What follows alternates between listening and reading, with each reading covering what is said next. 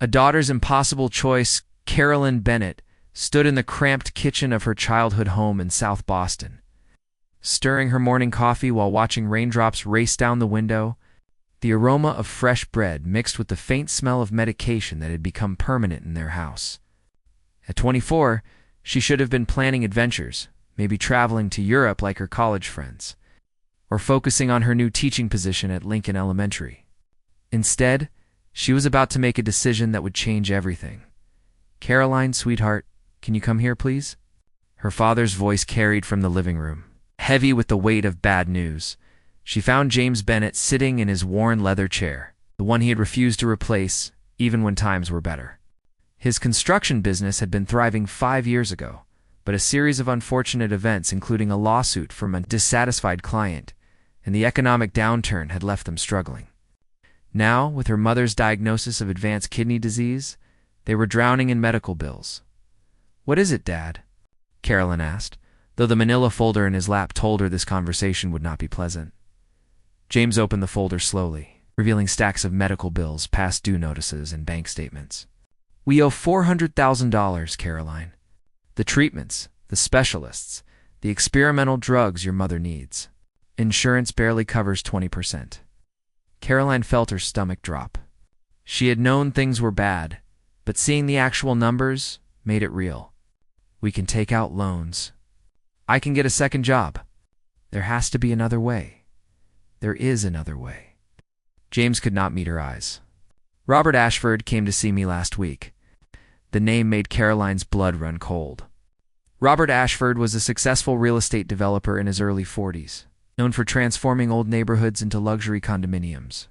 He had hired her father's company 3 years ago for a small renovation project. Caroline had met him briefly during that time, and something about his calculating gaze had made her uncomfortable. "What does Robert Ashford have to do with our situation?" Caroline asked, though she was beginning to understand. "He has offered to pay all our debts, cover your mother's treatment for as long as she needs it, and set up a trust fund for Holly's college education." James finally looked up at his daughter. "In exchange, he wants to marry you." The words hung in the air like a death sentence. Caroline walked to the window, pressing her forehead against the cool glass. "This is insane, Dad. People do not arrange marriages anymore. This is the 21st century. "I told him no immediately," James said, his voice cracking. "But he explained that he has been alone since his divorce 5 years ago. He wants a wife who comes from a good family, someone intelligent and kind. He has watched you grow up, Caroline. He thinks you would be perfect." "Watched me grow up?" Caroline turned around, anger replacing shock. "That makes it sound even worse. I am half his age." From the hallway, her 16-year-old sister Holly appeared, tears streaming down her face. "Carolyn, please do not do this. We will find another way." But Caroline was already doing the math in her head. Her teaching salary was $35,000 a year. Even with a second job, she could maybe earn another $15,000. That would not even cover the interest on their debts, let alone the ongoing medical expenses. Her mother needed dialysis 3 times a week, with a kidney transplant as the only long-term solution. The transplant alone would cost over $300,000. "I need to think about this," Carolyn said quietly. "How long do I have to decide?" "He needs an answer by Friday," James whispered. "That gives you 3 days." The wedding day, the Boston Harbor Hotel, sparkled with crystal chandeliers and white roses on the first Saturday of June. Caroline stood in the bridal suite, staring at her reflection in the full-length mirror. The wedding dress was exquisite, imported Italian lace with delicate beading that caught the light. Robert had spared no expense. He had hired the city's top wedding planner, booked the most exclusive venue, and invited over 300 guests. Her mother, Margaret, sat in a wheelchair nearby. Looking healthier than she had in months thanks to the new treatment Robert had already begun funding, the improvement in her condition had sealed Caroline's decision. How could she say no when she could see the positive results already? "You look like a princess," Margaret said, her eyes filling with tears. "I just wish this was happening under different circumstances." Caroline knelt beside her mother's wheelchair, careful not to wrinkle her dress. "Mom, I am making this choice freely." Robert is giving you a chance at life. That means everything to me." But as she spoke the words, Caroline wondered if she was trying to convince her mother or herself. Holly helped Caroline with her veil, their grandmother's antique piece that had been worn by 3 generations of Bennett brides. "I researched divorce laws," Holly whispered. "Massachusetts has no-fault divorce. You do not have to stay forever if you are miserable." Caroline managed a small smile at her sister's attempt to help. "Let's just get through today first." The mysterious guest of the ceremony took place in the hotel's grand ballroom, overlooking the harbor. Carolyn walked down the aisle alone, having insisted she did not want her father to give her away like property. The gesture was her small act of rebellion against the entire arrangement. Robert waited at the altar in an expensive tuxedo, looking pleased with himself. He smiled confidently as Carolyn approached, like a businessman who had just closed a major deal. Because that was exactly what this was. A transaction. The officiant began the ceremony with traditional words about love and commitment that felt hollow given the circumstances. Caroline responded mechanically when required, her voice barely above a whisper. "Do you, Caroline Elizabeth Bennett, take this man to be your lawfully wedded husband?" She opened her mouth to respond, and her eyes swept across the assembled guests. That was when she saw him. He sat in the 5th row on the groom's side, a man in his early 30s with dark hair and intense blue eyes. Unlike the other guests who watched the ceremony with polite interest or bored expressions, he was looking at Caroline with something that resembled concern. Their eyes met for just a moment, but it was enough for Caroline to see that he understood. He saw past the beautiful dress and the fancy venue. He saw a woman in pain. "I do," Caroline finally said. Breaking eye contact with the stranger, Robert slipped a diamond ring onto her finger, so heavy it felt like a shackle. The officiant pronounced them husband and wife, and Robert kissed her briefly, a cold, perfunctory gesture that had nothing to do with affection. As they walked back down the aisle together, Caroline searched the crowd for the man with the blue eyes, but he had vanished from his seat. The reception was held in the adjacent ballroom, decorated to match the ceremony's elegant theme. A 12-piece orchestra played classical music while waiters circulated with champagne and hors d'oeuvres that probably cost more than Caroline's monthly salary.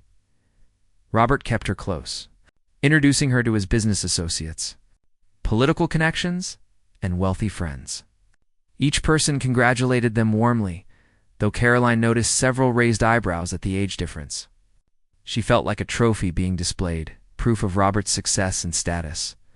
"Smile more," Robert whispered during a brief moment alone. "People are watching. This needs to look authentic." Caroline forced a brighter smile, playing her role perfectly. She had promised to be his wife, and she would honor that commitment. But nothing could have prepared her for how empty she would feel. Surrounded by hundreds of people, yet completely alone. During dinner, Caroline found herself seated at the head table between Robert and his business partner, a friendly older man named George Patterson, who tried to make conversation about her teaching career. She appreciated the effort, but her attention kept drifting across the ballroom, searching for the mysterious guest who had seen through her carefully constructed facade. "Looking for someone?" Robert asked, noticing her wandering gaze. "Just admiring the decorations," Caroline lied smoothly. "Everything is beautiful." "Only the best for my wife," Robert said, placing his hand over hers possessively. "I want everyone to see what a lucky man I am." As the orchestra began playing for the first dance, Robert led Caroline to the floor. They moved together stiffly, more like business partners than newlyweds. Caroline mechanically followed his lead, her mind elsewhere. "You will have a good life with me," Robert said, as they danced. "I will provide everything you need. All I ask is that you play your part well." "What part is that exactly?" Caroline asked, unable to keep the bitterness from her voice. "The devoted wife, the perfect hostess, the woman who makes me look good in front of my associates." Robert's grip on her waist tightened slightly. "In return, your family will never worry about money again.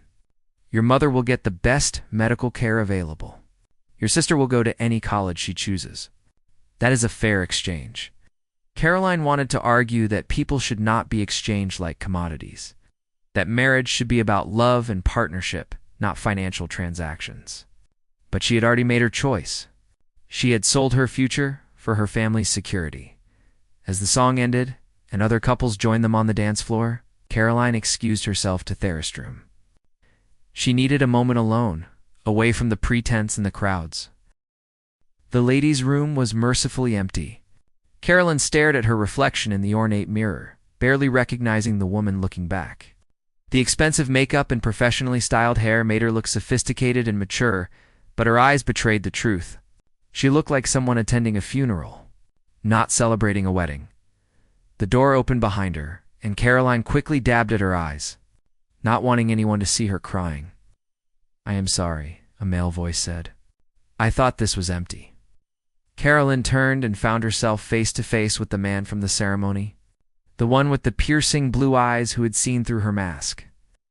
"This is the ladies' room," Caroline said, trying to compose herself. "I know. I followed you." He held up his hands as her eyes widened in alarm. "That came out wrong. I am Nathan Pierce. I work with Robert in commercial real estate investment. I have been watching you during the reception, and you looked like you needed someone to talk to who was not part of this circus." Caroline should have been offended by his presumption. Should have asked him to leave immediately. Instead, she found herself saying, "Is it that obvious?" "Only to someone who is paying attention," Nathan said gently. "Most people see what they want to see. A beautiful bride, an elegant wedding, a successful match. But I see a woman who looks like she is attending her own execution." The accuracy of his observation broke something inside Caroline. Tears she had been holding back all day began to flow freely. Nathan quickly grabbed a handful of tissues and handed them to her, maintaining a respectful distance. "I am sorry," Caroline said, trying to regain her composure. "This is not professional." "Forget professional. Are you okay? And please do not give me a polite lie. You do not owe me anything." Caroline looked at this stranger who somehow understood what no one else seemed to see. "No, I am not okay. But I do not have a choice." "Everyone has choices," Nathan said quietly. "Not when your mother is dying and your family is drowning in debt." The words tumbled out before Caroline could stop them. "Not when someone offers to save everyone you love in exchange for one small sacrifice." "You are not a small sacrifice," Nathan said with unexpected intensity. "You are a person with your own dreams and desires. Whatever circumstances brought you here, you deserve better than this." Before Caroline could respond, the door burst open, and one of Robert's friends entered, stopping short when she saw Nathan. "Oh, excuse me. Robert is looking for you, Caroline." They are about to cut the cake. Nathan stepped aside, his eyes never leaving Caroline's face. As she moved toward the door, he said quietly, "If you ever need someone to talk to, someone who is not part of Robert's world, I can be found at the Prudential Tower. Nathan Pierce Investments. 15th floor." Caroline nodded slightly and returned to the reception, where Robert waited with a fake smile and a knife poised over an elaborate 5-tier cake. As cameras flashed and guests applauded, she could feel Nathan's eyes on her from somewhere in the crowd. That brief encounter in the restroom had awakened something in Caroline that she thought she had buried when she accepted Robert's proposal. The possibility that she was not as alone as she felt. The hope that someone saw her not as a transaction or an obligation, but as a person worth knowing. As she and Robert fed each other cake for the photographers, Caroline realized that her new life as Mrs. Ashford was going to be even more complicated than she had imagined. Because now she knew what it felt like to be truly seen by someone. And that knowledge would make pretending so much harder. A gilded cage 3 weeks into her marriage. Caroline stood in the kitchen of Robert's penthouse apartment overlooking Boston Common. Preparing breakfast, she would eat alone. The space was modern and expensive. All marble countertops and stainless steel appliances, but it felt cold and impersonal. There were no family photos, no personal touches, nothing that suggested actual people lived here. Robert had left at 6 in the morning for a meeting in New York, not bothering to say goodbye. This had become their routine. He would disappear for days at a time on business trips, leaving Caroline alone in the elegant prison he called home. Her phone buzzed with a text from Holly. "How are you doing? Miss you so much." Mom had a great checkup yesterday. The doctors say the new treatment is working miracles. Caroline smiled despite her loneliness. This was why she had made her choice. Her mother was getting better, the medical bills were paid, and Holly could focus on her junior year of high school without worrying about their family falling apart. The sacrifice was worth it, but knowing something intellectually and feeling it emotionally were two different things. Caroline spent most of her days reading, taking long walks through the city and volunteering at the public library. Robert had suggested she quit her teaching job, saying it was not appropriate for his wife to work in a public school. She had refused initially, but he had worn her down with subtle pressure and comments about appearances. Now she had too much time and nothing meaningful to fill it. She was getting ready for her daily walk when her phone rang with an unknown number. Hello? Carolyn? This is Nathan Pierce. We met at your wedding. Her heart skipped unexpectedly. She had thought about Nathan several times over the past weeks, remembering his kindness and the way he had seen through her pretense. But she had never expected him to actually call. How did you get my number? She asked, not unkindly. Robert gave it to me months ago for business purposes. I hope you do not mind me using it. Paused. I have been thinking about our conversation at the wedding. I wanted to check on you, make sure you were okay. Carolyn walked to the floor-to-ceiling windows, looking down at the city below.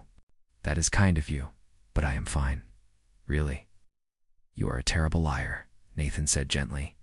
Listen, I know this is probably inappropriate, but there is a new art exhibit opening at the Museum of Fine Arts today. I have tickets, and I thought maybe you would enjoy getting out of that penthouse for a few hours. How do you know I am in a penthouse? Carolyn asked, surprised. Because I know Robert? Everything he does is about image and status. Of course he would have a penthouse. Nathan's voice held a hint of disapproval. So what do you say? Just two people looking at art, nothing improper. Caroline knew she should say no. She was a married woman, and meeting another man, even innocently, felt wrong. But the thought of spending another day alone in the apartment, waiting for Robert to return from his trip, made her feel suffocated. What time? She heard herself ask. The Museum of Fine Arts was moderately crowded for a Thursday afternoon. Caroline arrived wearing jeans and a simple sweater, wanting to blend in rather than look like Robert Ashford's wife. She found Nathan waiting near the entrance, dressed casually in khakis and a button-down shirt. Thank you for coming, he said, smiling warmly. I was not sure you would. I almost did not, Caroline admitted. This feels strange. They're just two people enjoying art together. Nothing strange about that. Nathan handed her a ticket. The exhibit is contemporary American painters. I thought it might be more interesting than the classical collections. As they walked through the galleries, Caroline felt herself relaxing for the first time in weeks. Nathan was easy to talk to, asking her opinions about the paintings and actually listening to her responses. He did not lecture or try to impress her with his knowledge. Instead, he seemed genuinely interested in her thoughts. This one reminds me of teaching, Caroline said, stopping in front of an abstract piece with bright colors swirling chaotically. 25 third graders, all trying to get your attention at once. Beautiful, but overwhelming. Miss it? Nathan observed. It was not a question. Every day.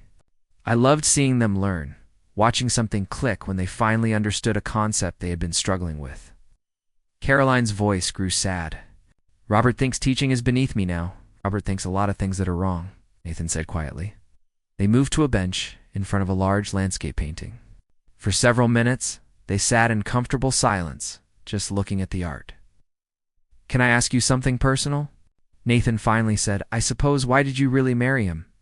And please do not give me the polite answer you would give someone at a party. Caroline considered lying, but something about Nathan made her want to be honest. My mother has kidney disease. Stage 4. The treatment costs were destroying my family financially. Robert offered to pay for everything, all medical bills, all debts, everything. All he wanted in return was a wife who would make him look good. So you sold yourself to save your family, Nathan said. Not judgmentally, just stating a fact. When you put it that way, it sounds terrible. It sounds incredibly brave and incredibly sad. Nathan turned to face her. But you are more than just a sacrifice, Carolyn. You are smart and kind, and you deserve to be happy. Happiness is a luxury I cannot afford right now, Carolyn said, trying to keep her voice steady. What if I told you it does not have to be that way? Before Caroline could respond, her phone buzzed with a text from Robert. Coming home tomorrow night? Dinner with the Harrisons at 7. Wear the blue dress I bought you. The message was so typical of Robert. No greeting, no asking how she was. It's just instructions for how she should perform her wifely duties. Nathan must have noticed her expression change. Robert? He is coming back tomorrow. I should probably go. Wait. Nathan pulled out his business card and wrote something on the back. This is my personal cell number. If you ever need to talk or just need a break from that life, call me. Anytime. Caroline took the card, knowing she should throw it away but instead slipping it into her purse. Why are you doing this? You work with Robert. This could complicate things for you. Because when I saw you at that wedding, I saw someone drowning and pretending to swim. I know what that feels like. Nathan stood up. And for what it is worth, Robert does not deserve you. Not even close. Coffee becomes routine over the next month. Caroline and Nathan fell into a pattern. They would meet 2 or 3 times a week at different locations around the city. Coffee shops in Cambridge, walks along the Charles River, lunch at small restaurants, where they were unlikely to run into anyone from Robert's social circle. Caroline knew it was dangerous. She knew she was developing feelings that went beyond friendship, but Nathan had become her lifeline. The only person who saw her as Caroline Bennett rather than Mrs. Robert Ashford. One rainy afternoon, they met at a small cafe in the North End. Nathan arrived with his hair damp from the rain, and Caroline had to resist the urge to reach out and brush it back from his forehead. I have been thinking about your situation, Nathan said after they ordered. Have you considered that you might have more options than you realize? What do you mean? Robert's wealth is impressive, but it is not limitless. If you wanted to leave, there are ways to ensure your mother continues receiving treatment. Charitable organizations, medical foundations, payment plans. Caroline shook her head. We looked into all of that before Robert's offer. Nobody wanted to help us. We did not qualify for most assistance programs because my dad's business technically shows income, even though it all goes to debt payments. What if someone with resources wanted to help? Someone who could make anonymous donations to cover your mother's care. Caroline looked at Nathan sharply. Are you talking about yourself? I am talking hypothetically about options you might not have considered. Nathan, I cannot take money from you. That would just be trading one gilded cage for another. It would not be like that, Nathan insisted. It would be one human being helping another with no strings attached. You could go back to teaching, live your own life, make your own choices. Caroline felt tears welling up. Why do you care so much? You barely know me. Nathan reached across the table and took her hand, a gesture that had become natural between them, but still sent electricity through her body. I care because in the past month, I've gotten to know the real you. Not the performance you put on for Robert or his friends, but the woman who lights up when she talks about her students, who stops to pet every dog we pass on the street, who notices the small, beautiful things most people miss. Nathan. I am married to a man who treats you like an acquisition, not a partner. When was the last time Robert asked about your day?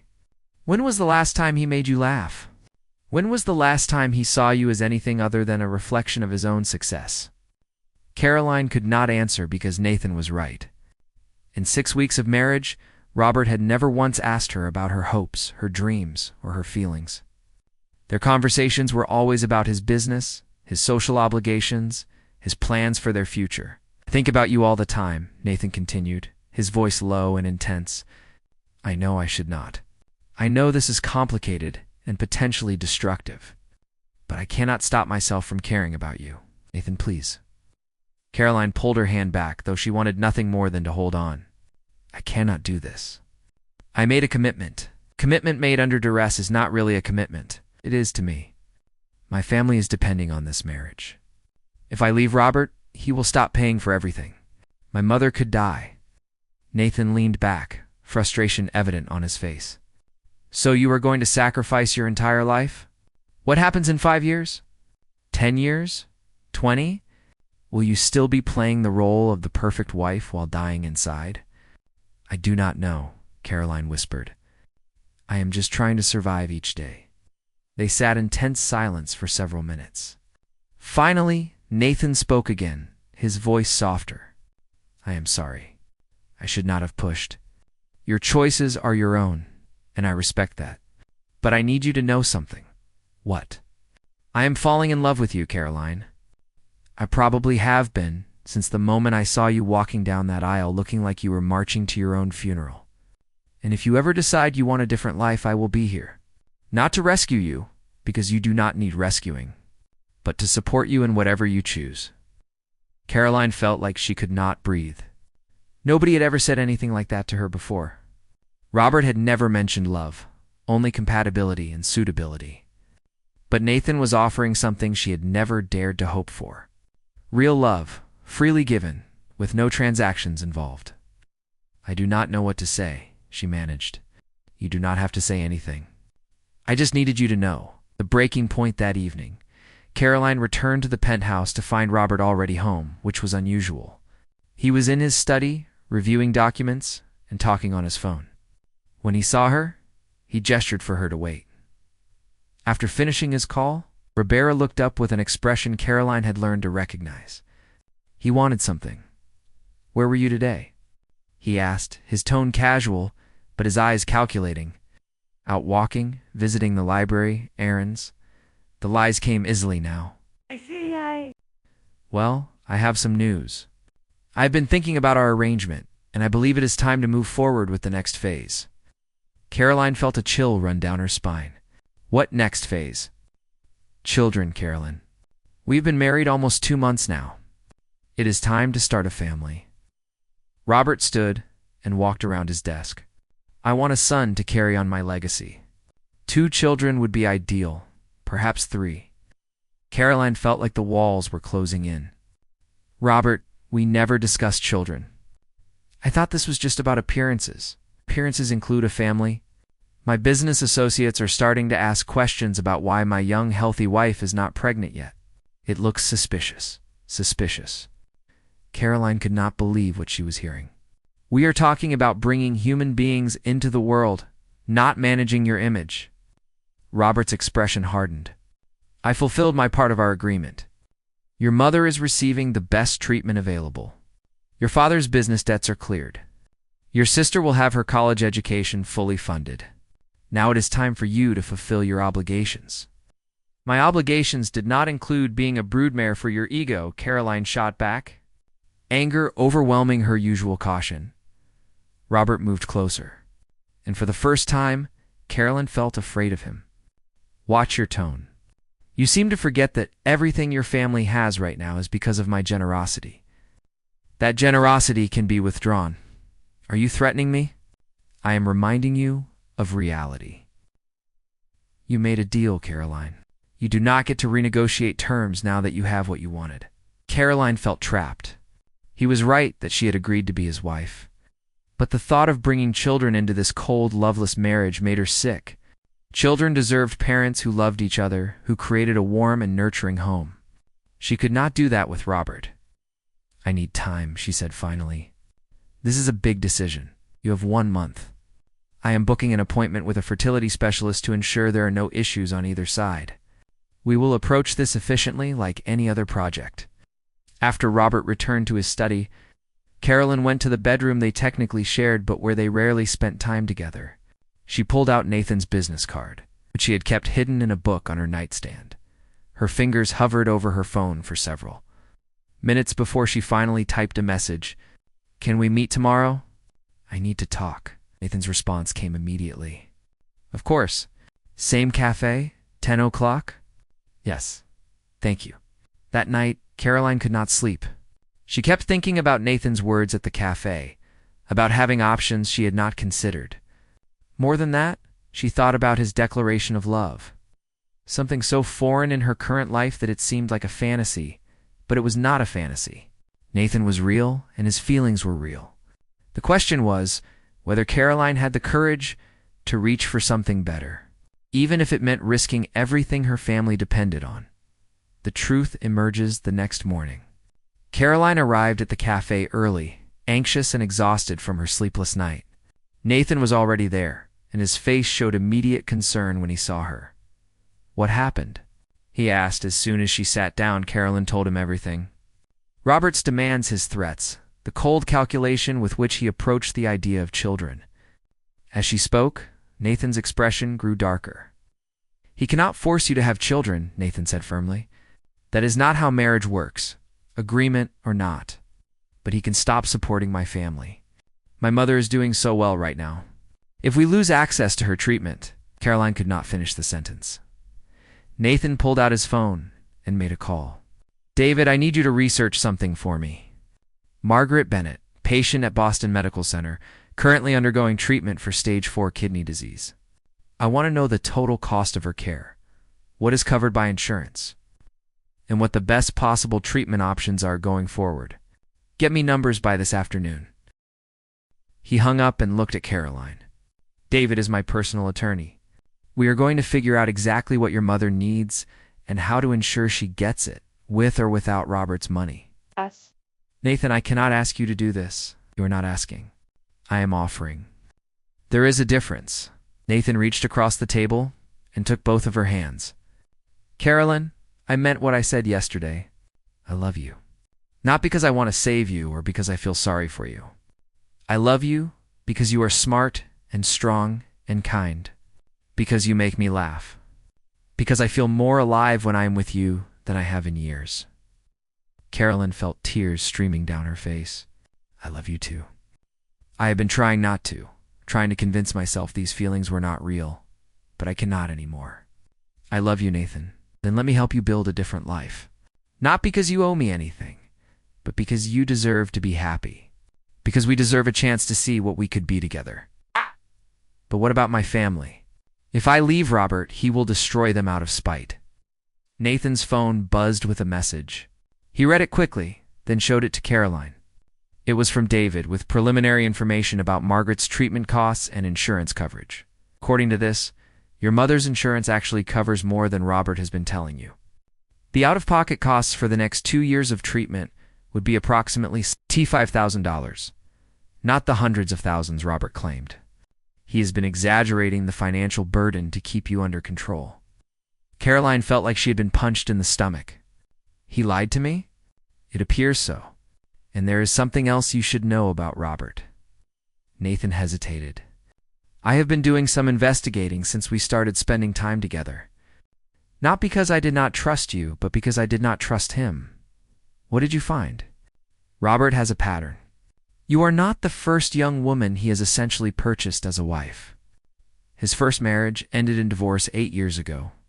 His ex-wife, Amy, lives in California now. I contacted her through a mutual acquaintance." Nathan pulled out his tablet and showed Caroline an email. As she read, her blood ran cold. Amy's story was nearly identical to hers. Financial pressure, an offer to solve all problems, a transactional marriage. But there was more. He was unfaithful. Caroline asked, reading the details. Throughout their entire marriage, Amy says Robert views marriage as a business arrangement for appearances and respectability. He never intended to be faithful, and he became angry when she objected. She finally left when he started becoming emotionally abusive. Caroline put her head in her hands. She had suspected Robert did not love her. But learning that he had been actively deceiving her about her mother's treatment costs and likely planned to cheat on her was devastating. "There is one more thing," Nathan said gently. "I had David do a deeper investigation into Robert's finances. His company is not as stable as he presents. He is leveraged heavily in several risky developments. There is a possibility he could face significant financial difficulties in the next year or two. So he married me not just for appearances, but because he needed to look successful and stable for his investors," Caroline said, everything clicking into place. "Exactly. You were never a person to him, Caroline. You were a prop in his performance of success." Caroline felt anger replacing her despair. She had given up her freedom, her career, her happiness, for a man who saw her as nothing more than a useful acquisition. More than that, he had manipulated and lied to keep her under his control. I want to leave him, she said, surprised by the strength in her own voice. I want out of this marriage. Nathan squeezed her hands. Then we will make that happen. David is already drafting a consultation document. We will make sure your family is protected, that your mother gets the care she needs, and that you get free from this situation. Robert will fight it. He will try to hurt my family. Let him try. I have resources too, Carolyn. And unlike Robert, I actually care about you. I will do whatever it takes to protect you and the people you love. For the first time since her wedding day, Caroline felt hope stirring in her chest. The path forward would not be easy, but at least she would not be walking it alone, gathering evidence over the next 2 weeks. Caroline became a detective in her own home. Nathan's attorney David had advised her to document everything. Every conversation with Robert, every threat, every instance of his controlling behavior. She began keeping a journal, recording dates and details. She also started paying attention to Robert's schedule and habits. She noticed he often came home late, smelling of expensive perfume that was not hers. She found receipts in his jacket pockets for hotels and restaurants he claimed to have visited for business meetings. But on dates when he had told her he was working late at the office? One evening, when Robert was in the shower after coming home at midnight, claiming to have been in a meeting, Carolyn found his phone charging on his dresser. She knew his passcode because she had seen him enter it dozens of times. With trembling hands, she unlocked it and quickly scrolled through his messages. What she found was worse than she had imagined. Text conversations with at least 3 different women, messages that left no doubt about the nature of their relationships, photos that made her stomach turn, calendar entries for hotel visits that overlapped with times he had told her he was traveling for work. Carolyn quickly forwarded the most damning evidence to her own email, then put the phone back exactly where she had found it. Her hands were shaking, but it was not from fear or sadness. It was from anger. She had sacrificed everything for this man, and he had been lying to her from the very beginning. The next morning, she met Nathan and David at Nathan's office in the Prudential Tower. David was a sharp-looking man in his 50s, with kind eyes and a no-nonsense demeanor. Mrs. Ashford.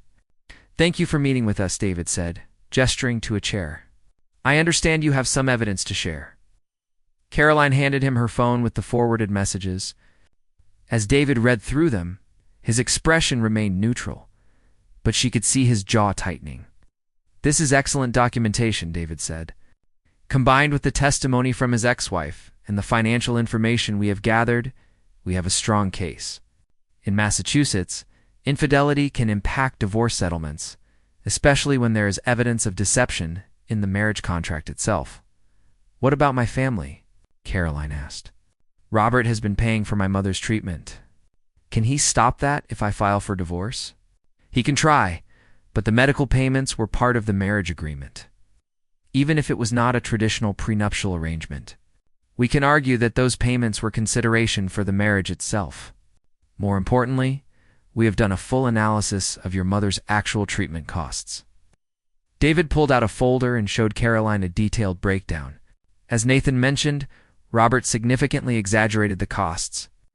Your mother's insurance through your father's former employee plan actually covers about 70% of her treatment. The remaining costs, while substantial, are manageable. But my family could not afford even 30% when we were drowning in debt, Caroline protested. That is where the second part comes in. Robert also claimed to have paid off all your family's debts, correct? Yes, about $300,000 in medical bills and business loans. David smiled grimly. We subpoenaed his financial records as part of our investigation. He actually paid less than half that amount. Most of your family's creditors had already written off the debts as uncollectible. Robert negotiated settlements for pennies on the dollar, then told you and your family he had paid the full amounts. Caroline felt like she could not breathe. He's been lying about everything. Gets worse, Nathan said. Or better, depending on how you look at it. Tell her about the prenup, David.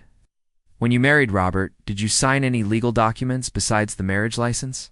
David asked. Caroline thought back to the whirlwind of the wedding preparations. Robert had me sign some papers. He said they were just formalities, insurance forms and things like that. I did not read them carefully. I was so stressed about everything. One of those documents was actually a postnuptial agreement that significantly limited your rights in the event of divorce. However, Massachusetts law requires that both parties have independent legal counsel review such agreements. You did not have a lawyer. That makes the agreement potentially unenforceable. What does that mean? It means that if we proceed with divorce, you may actually be entitled to a significant portion of Robert's assets. Even though the marriage was short, the circumstances under which you entered it, combined with his infidelity and deception, give us substantial leverage. Caroline shook her head in disbelief. I do not want his money. I just want to be free. I understand, David said kindly, but you deserve compensation for what he has put you through. More importantly, securing a financial settlement will ensure your family's stability going forward. We can negotiate payment of your mother's medical costs for the next several years as part of the divorce agreement. The confrontation that evening, Caroline waited for Robert in the living room of the penthouse. She had made her decision. Tonight, she would tell him she wanted a divorce. Robert arrived home at 9. Later than expected, but earlier than his recent pattern. He looked tired and irritated. Caroline, I need you to attend a fundraiser with me on Saturday. The governor will be there, and several important investors. We're something elegant but not flashy. I will not be attending, Caroline said calmly. Robert looked up from his phone, surprised. Excuse me? I said I will not be attending. In fact, I will not be attending any more events as your wife. I want a divorce. For a moment, Robert just stared at her. Then he laughed. A cold sound without any humor. You cannot be serious. I am completely serious. I know about your affairs. I know you have been lying about my family's expenses. I know about your ex-wife and how you treated her. I know everything, Robert. His expression changed from amused to dangerous. You have been investigating me? Who have you been talking to? It does not matter. What matters is that this marriage is over. My attorney will be contacting yours tomorrow with the divorce papers. Robert moved closer, his face flushed with anger. You stupid girl. You think you can just leave? Do you have any idea what I can do to you and your family? I will make sure your mother loses access to every treatment, every doctor. I will sue your father into bankruptcy. I will ruin everyone you love.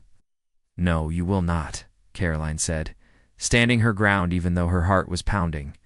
Because if you try, I will release every text message, every photo, every piece of evidence of your affairs to the press.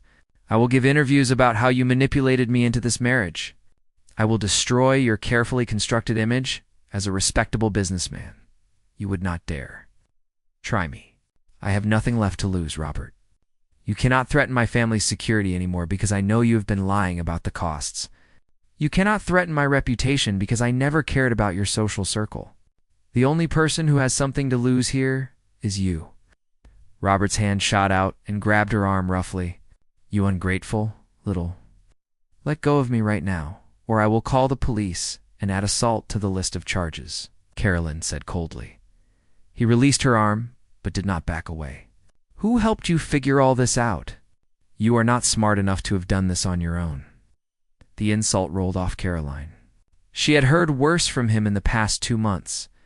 I am smarter than you ever gave me credit for. That was your mistake, Robert. You thought you were buying a pretty, compliant wife who would never question you. Instead, you got someone who was willing to fight back. This is about another man, is not it? Robert's eyes narrowed. You have been cheating on me. Who is he? I have never cheated on you, which is more than you can say. But yes, there is someone else. Someone who actually sees me as a person, not a possession. Someone who values me for more than my appearance or my ability to make him look good. Nathan Pierce, Robert said suddenly, realization dawning. I saw how he looked at you at the wedding. I should have known he would try to steal you away. He has always been jealous of my success. This has nothing to do with jealousy and everything to do with basic human decency. Something you clearly lack, Caroline shot back. Nathan did not steal me away. He helped me see that I had options, that I did not have to stay trapped in this nightmare of a marriage. Robert pulled out his phone. I am calling my lawyer right now.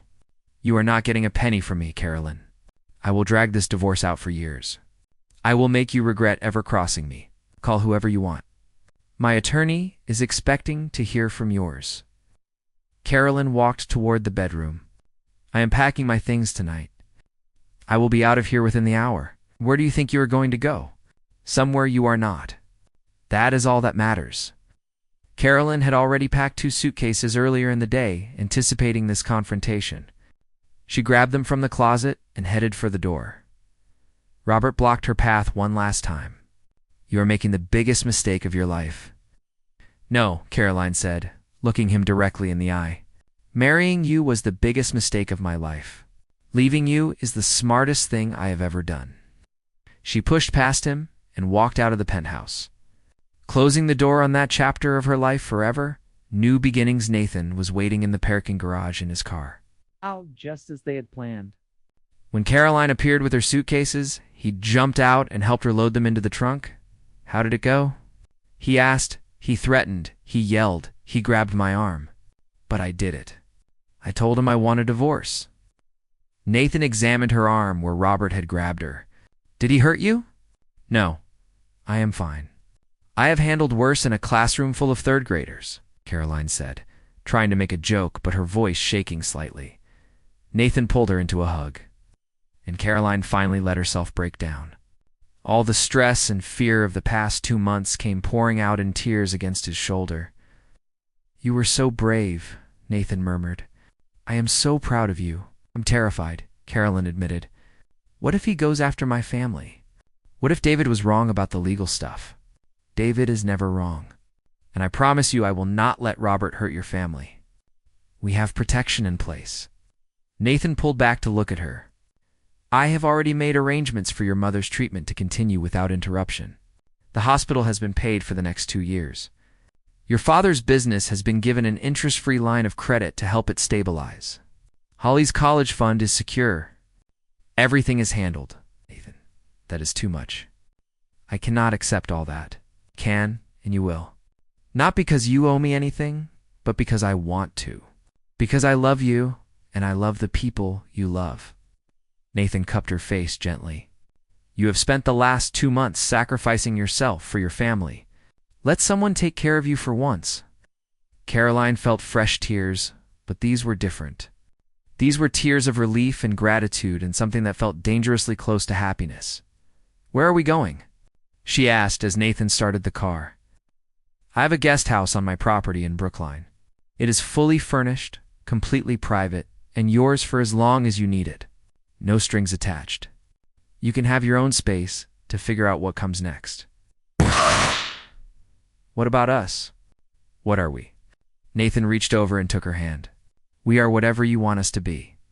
If you need time to heal and process everything, I understand. If you want to take things slowly, that is fine too. All I ask is that you give us a chance to see what we could be together when you are ready. I am ready now, Caroline said, surprising herself with her certainty. I have been ready since the moment we met. I just did not have the courage to admit it. They drove through the Boston streets, past familiar landmarks that suddenly looked different. Everything looked different now that Caroline was free. 6 months later, Caroline stood in front of her third-grade classroom at Lincoln Elementary School, watching as her students worked on their science projects. She had been rehired at the beginning of the new school year, and returning to teaching felt like coming home after a long journey. The divorce from Robert had been finalized 3 weeks ago. Despite his threats, he had eventually accepted a settlement when David presented him with all the evidence of his infidelity and deception. Robert had agreed to pay a substantial sum to avoid a public scandal. It's enough to secure Caroline's future and her family's stability. Margaret's health continued to improve. She was now on the transplant waiting list, and the doctors were optimistic about her chances. James had slowly rebuilt his construction business with the help of Nathan's financial backing, taking on smaller projects and focusing on quality over quantity. Holly was thriving in her senior year. She already accepted 3 good universities.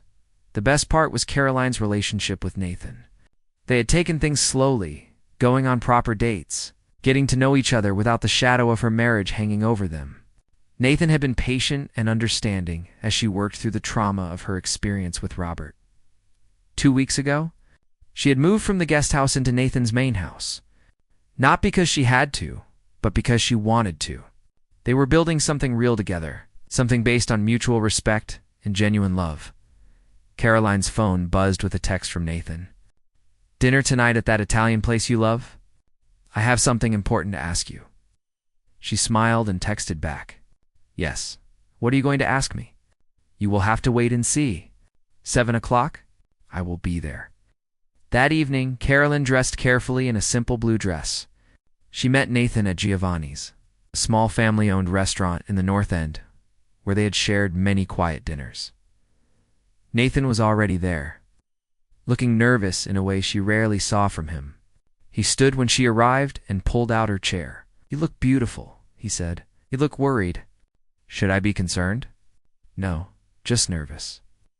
Nathan took her hand across the table. "Caroline, these past 6 months have been the best of my life. Watching you reclaim your freedom, seeing you return to teaching, getting to know you without any barriers between us. It has been amazing. It has been amazing for me too," Caroline agreed. "I know it has not been that long. I know you are still healing from everything you went through. But I also know with absolute certainty how I feel about you." Nathan reached into his pocket and pulled out a small velvet box.